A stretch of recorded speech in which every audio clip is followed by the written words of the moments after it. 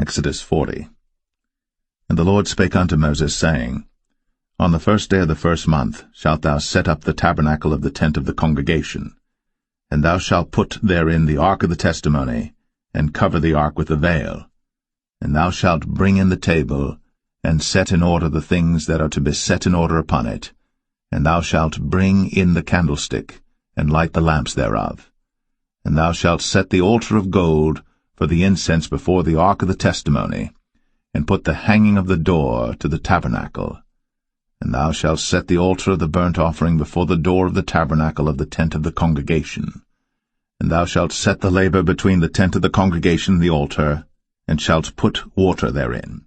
And thou shalt set up the court round about, and hang up the hanging at the court gate. And thou shalt take the anointing oil, and anoint the tabernacle, and all that is therein, and shalt hallow it, and all the vessels thereof, and it shall be holy.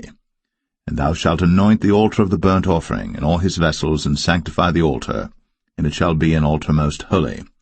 And thou shalt anoint the laver and his foot, and sanctify it. And thou shalt bring Aaron and his sons unto the door of the tabernacle of the congregation, and wash them with water. And thou shalt put upon Aaron the holy garments, and anoint him, and sanctify him, that he may minister unto me in the priest's office. And thou shalt bring his sons, and clothe them with coats.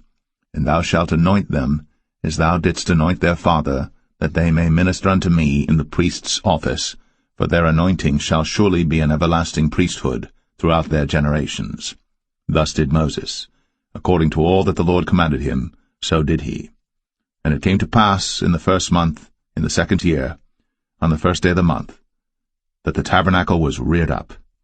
And Moses reared up the tabernacle, and fastened his sockets, and set up the boards thereof, and put in the bars thereof, and reared up his pillars. And he spread abroad the tent over the tabernacle, and put the covering of the tent above upon it, as the Lord commanded Moses.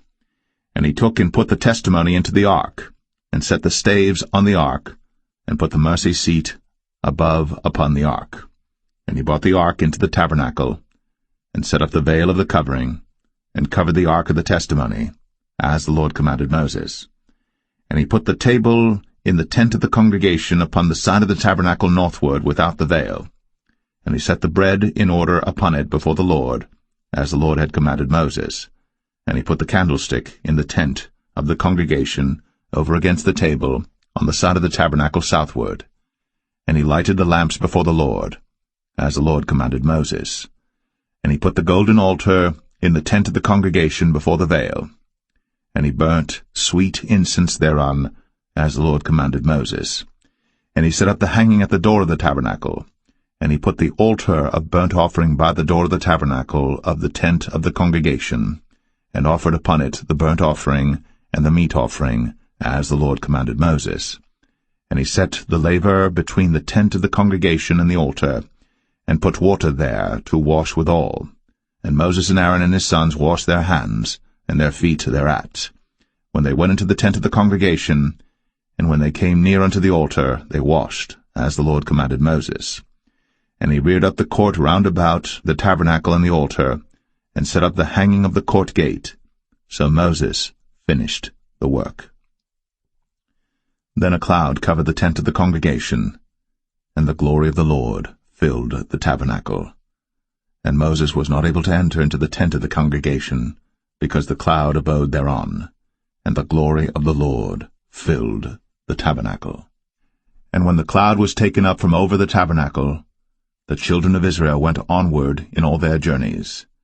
But if the cloud were not taken up, then they journeyed not till the day that it was taken up. For the cloud of the Lord was upon the tabernacle by day, and fire was on it by night, in the sight of all the house of Israel, throughout all their journeys.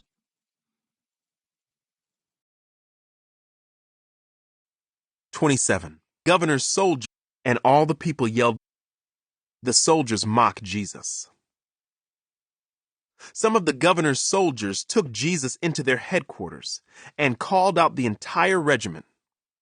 They stripped him and put a scarlet robe on him. They wove thorn branches into a crown and put it on his head, and they placed a reed stick in his right hand as a scepter. Then they knelt before him in mockery and taunted, "Hail, King of the Jews!" And they spit on him and grabbed the stick and struck him on the head with it. When they were finally tired of mocking him, they took off the robe and put his own clothes on him again. Then they led him away to be crucified. The crucifixion. Along the way, they came across a man named Simon, who was from Cyrene, and the soldiers forced him to carry Jesus' cross. And they went out to a place called Golgotha, which means place of the skull. The soldiers gave Jesus wine mixed with bitter gall, but when he had tasted it, he refused to drink it. After they had nailed him to the cross, the soldiers gambled for his clothes by throwing dice. Then they sat around and kept guard as he hung there.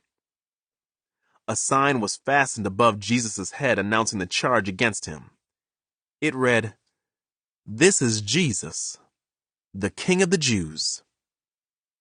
2 revolutionaries were crucified with him, one on his right and one on his left. The people passing by shouted abuse, shaking their heads in mockery. "Look at you now," they yelled at him. "You said you were going to destroy the temple and rebuild it in 3 days. Well then, if you are the Son of God, save yourself and come down from the cross." The leading priests, the teachers of religious law, and the elders also mocked Jesus. "He saved others," they scoffed, "but he can't save himself. So he is the King of Israel, is he? Let him come down from the cross right now and we will believe in him. He trusted God, so let God rescue him now if he wants him. For he said, 'I am the Son of God.'" Even the revolutionaries who were crucified with him ridiculed him in the same way.